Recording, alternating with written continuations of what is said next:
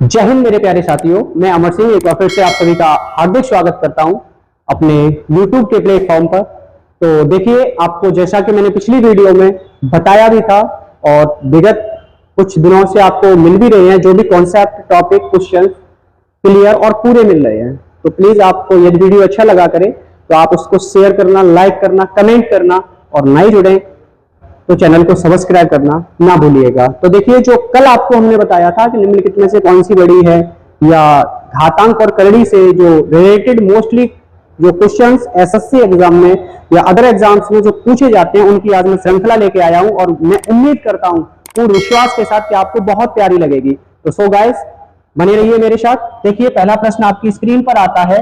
ये बहुत प्यारा प्रश्न है और ऐसी ट्रिक बताऊंगा कि आप देखते ही उत्तर बताएंगे, हल करने की जरूरत नहीं है। तो प्रश्न क्या है? प्रश्न है, निम्नलिखित में से कौन सी संख्या सबसे छोटी है? एक प्रश्न आता है, कौन सी सबसे छोटी है या कौन सी सबसे बड़ी है? तो यहां पे पहली संख्या है √5 माइनस √3, √11 माइनस √9, √13 माइनस √11, √19 माइनस √17। अब यहां पे एक ही संख्या होती तो कल वाले रूल को फॉलो कर सकते थे।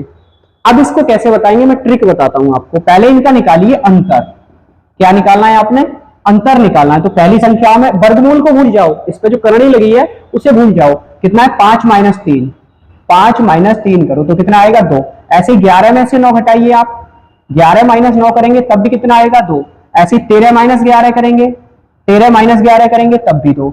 19 माइनस 17 करेंगे, कितना? 19 माइनस 17 करेंगे तब भी कितना आएगा? 2। यहां पे एक चीज देखने वाली है कि जो डिफरेंस है, अंतर है इनका, सभी जगह कैसा आ रहा है? इक्वल आ रहा है ना?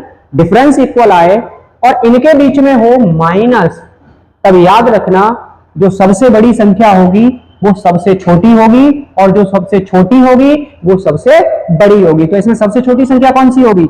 ये वाला, यानी ऑप्शन डी सही होगा। अभी सब मैंने क्या बोला? सबसे बड़ी सबसे छोटी होगी और सबसे छोटी सबसे बड़ी होगी अंतर में। तो देखो, इसको भी मैं आपको करके बताता हूं क्यों होगी, कैसे होगी। इसका भी बहुत प्यारा सा कारण है जिसे मैं आपको बताता हूं। तो देखो, आप लोग चाहें तो उसे नोट कर सकते हैं, नोट करते रहिए, कोई दिक्कत नहीं है। और अब आते हैं, देखो ये होगी कैसे। मैं तो पहले इसको लेता हूं, किसको लेता हूं?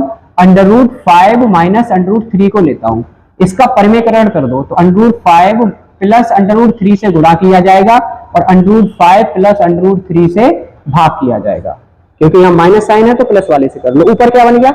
√a minus b a plus b। तो √5 का स्क्वायर होगा 5 माइनस 3 अपॉन √5 प्लस √3। तो यहाँ कितना आएगा? 2। ऐसे ही इसका करेंगे तब भी इसके ऊपर कितना आएगा? 2। यहां भी करेंगे, ऊपर अंश में कितना आएगा? 2। यहां भी करेंगे, अंश में कितना आएगा? 2। सब में 2 आएगा या नहीं आएगा? अब यहाँ पे देखो, तो वर्ग में यहाँ पे निकालेंगे वर्गमूल, इसका 4 पॉइंट कुछ आएगा और इसका भी कुछ आएगा। तो जब बड़ी संख्या से किसी एक, यानी कि भाग लगाना है 2 में, चारों संख्याओं से भाग लगेगा 2 में। जब इनमें लगाएंगे भाग तो बड़ी संख्या से जब भाग लगेगा तो कैसी आएगी? तब आएगी छोटी। और जब भाग लगेगा छोटी संख्या से तब संख्या कैसी आएगी? तब उस स्थिति में संख्या आएगी बड़ी। तो आपको समझ में आया? तो कमेंट जरूर करना कि इस स्थिति में छोटी संख्या होगी वो बड़ी होगी और जो बड़ी होगी वो छोटी होगी। ओके, अगले प्रश्न की ओर गमन करते हैं। प्रश्न संख्या 2 क्या कहता है, आप बारीकी से समझ लीजिएगा। प्रश्न कहता है, निम्नलिखित में से कौन सी संख्या सबसे छोटी है? आपको प्रश्न में यह भी पूछ सकता है सबसे बड़ी है, आपसे सबसे बड़ी भी पूछ सकता है, ध्यान रहे आपको, है ना? तो प्रश्न क्या है? निम्नलिखित में से कौन सी संख्या सबसे छोटी है? √7 प्लस √6, √8 प्लस √5, √10 प्लस √3 या √11 प्लस √2? इनमें से ये बताना है छोटी संख्या कौन सी होगी या बड़ी संख्या कौन सी होगी। तो देखो, अब पिछले वाले प्रश्न में क्या आया था? वहां आया था माइनस और यहां क्या आ गया? यहां आ गया प्लस। तो आप क्या करेंगे? ऐसी स्थिति में इनका योग करेंगे और दूसरे पार्ट में क्या करेंगे? इनका निकालेंगे गुणनफल। क्या निकालेंगे? गुणनफल। बात को ध्यान से समझना, प्रश्न को भी समझो। यहां पे योग करेंगे तो 7 और 6 13 आएगा, इसका करेंगे 8 5 13 आएगा, 10 3 13 आएगा, 11 और 2 13 आएगा। अब इनका गुणनफल करो, कितना आएगा? 7 छिक्के 42 आएगा, 5 अट्ठे 40 आएगा, 10 तिया 30 आएगा और 11 दूनी 22 आएगा। तो समझे नहीं ना? इनका जब मैंने करड़ी को भूल के योग किया तो योग कैसा आया? यहाँ इक्वल। तो याद रखना, जब योग इक्वल आए तो करड़ी को भूल के उनके जो गुणनफल आएगा, जो ज्यादा आएगा वो बड़ी होगी, यानी कि ये वाली संख्या बड़ी होगी, और जो कम आएगा वो संख्या छोटी होगी। इसका मतलब क्या हुआ? प्रश्न के अनुसार ये वाली संख्या सबसे छोटी होगी और ये वाली संख्या सबसे बड़ी होगी। ट्रिक आपको कैसा लगा प्लीज एक बार कमेंट जरूर कीजिएगा।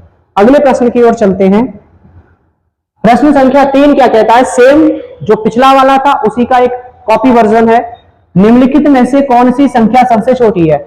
ऐसे भी पूछा जा सकता है आपसे, कौन सी संख्या सबसे बड़ी है? तो देखिए, इनको वही चीज आप निकालेंगे। पहले क्या निकालेंगे? योग, और दूसरी स्थिति में क्या निकालेंगे आप? इनका गुणनफल, गुणनफल निकालेंगे। और करड़ी को भूल जाइए, करड़ी तो 2 की लगी है, इसको भूल जाइए। तो यहां क्या होगा? 5 6 11 7। यहां वर्गमूल नहीं लगा है। यहां देखो एक ट्रिक है, यहां वर्गमूल नहीं लगा है। तो जब 2 पे वर्गमूल नहीं लगा है, इस पे वर्गमूल लगाना है, तो हम करें क्या? इसको, इसमें प्रॉब्लम हो गई। तो अगर 2 को हम लिख सकते हैं वर्गमूल 4 का ही तो वर्गमूल होता है 2, तो यहां पे आप लिख दीजिए वर्गमूल 4 लिख दीजिए। प्रश्न तो वही है, प्रश्न तो वही है, लेकिन यहां वर्गमूल करड़ी बराबर होनी चाहिए ना, तब ऐसा होगा। तो यहां कितना हो जाएगा? 7 4 11, यहां भी हो गया। अब यहां पे 3 लिखा हुआ है, तो 3 को क्या लिखेंगे आप? 3 को लिखेंगे वर्गमूल 9। वर्गमूल 9 प्लस वर्गमूल 2 कितना हो जाएगा? ये भी 11 हो जाएगा। अब यहाँ पे वर्गमूल नहीं लगा तो 1 के ऊपर सीधा सीधा अपनी तरफ से लगा दीजिए। अब 10 और 1, यहां भी कितना आया? 11 आया। प्रश्न आपको भुला के पूछेगा, जैसे यहाँ 3 दे दिया, यहाँ 2 दे दिया। अब इनका गुणनफल कीजिए, 5 6 30 आएगा। दूसरे वाले का 4 7 28 आएगा। तीसरे वाले का 9 दूनी 18 आएगा। चौथे वाले का 10 एकन 10 आएगा। तो मेरे प्यारे साथियों, इसमें सबसे छोटी संख्या कौन सी है इस स्थिति में? तो मेरे हिसाब से तो 10 है। और सबसे बड़ी कौन सी है? वो 30 है। तो इसका मतलब सबसे छोटा पूछा जाए तो 10 किसके लिए आ रहा है? ऑप्शन नंबर डी सही होगा। अगर सबसे बड़ी पूछा जाता तो उसके लिए बड़ी 30 किसके लिए आ रहा है? ए ऑप्शन सही होता उस स्थिति में। आप एक बार जरूर कमेंट कीजिएगा, हम बहुत मेहनत के साथ आपको इस तरीके का मैटर प्रोवाइड कराते हैं। तो प्लीज लाइक शेयर कमेंट और सब्सक्राइब मत रोका करो, ये हमें मोटिवेट करते हैं, ऊर्जा भी देते हैं। अगर इस वीडियो पे टारगेट है 1520, अगर आते हैं तो अगली वीडियो इससे भी खतरनाक ट्रिक के साथ। नेक्स्ट क्वेश्चन की ओर चलते हैं। प्रश्न ये एनटीपीसी जनवरी 2017 में पूछा जा चुका है। प्रश्न क्या कह रहा है? संख्याओं को अवरोही क्रम में व्यवस्थित कीजिए। अवरोही क्रम का मतलब एक 2 ऑर्डर में कोई भी नंबर लिखे जाते हैं, असेंडिंग ऑर्डर और डिसेंडिंग ऑर्डर। आरोही क्रम, अवरोही क्रम। अवरोही क्रम में पहले बड़ा लिखा जाता है, फिर उससे छोटा, फिर उससे छोटा, फिर उससे छोटा और लास्ट में सबसे छोटा। और आरोही क्रम में पहले छोटा लिखा जाता है, फिर बड़ा, ऐसे ही बढ़ते चले जाते हैं। ये चीज क्लियर हो गई। अब यहाँ पे हमें बताना है ये 2 करड़ी में नहीं है, बाहर है। 2 वर्गमूल 11, 4 वर्गमूल 3, 3 वर्गमूल 5, 5 वर्गमूल 2। मेघ को हमें आरोही क्रम में व्यवस्थित, अवरोही क्रम में व्यवस्थित करना, अवरोही। तो देखो सबसे पहले हमें ये जो दिया गया है 2 अंडर रूट 11 को हम क्या लिख सकते हैं? इसको लिख सकते हैं 4 गुणा 11, तो ये हो जाएगा अंडर रूट 44। ये चीज क्लियर हो गई। ऐसे ही इसको करेंगे तो अंदर ले जाएंगे तो 16 तिया 48 हो जाएगा। ये इतनी इवेल्युएशन तो भैया आपको आनी चाहिए। 16 गुणा 3 लिख सकते हैं। ऐसे ही तीसरे वाले को क्या लिख सकते हैं? तीसरे वाले को लिख सकते हैं 9 गुणा 5। 3 का अंदर जाएगा, 3 किसका वर्गमूल है? 9 का, तो 9 अंदर वर्गमूल में लिख दो, तो ये हो जाएगा 45।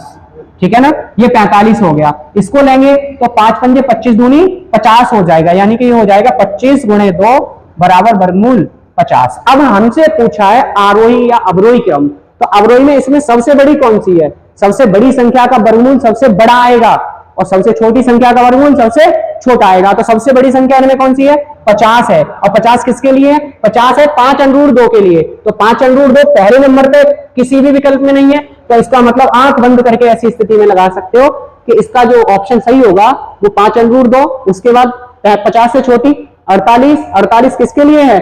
48 4 अंडर रूट 3 के लिए है। फिर दूसरी उससे छोटी 45 3 अंडर रूट 5 के लिए है, और उस सबसे छोटी 44, यानी कि ये 2 अंडर रूट 11 के लिए है। अगर ट्रिक अच्छा लगे और वीडियो आपको पसंद आए तो एक ही सवाल, लाइक शेयर सब्सक्राइब और कमेंट रुकने नहीं चाहिए।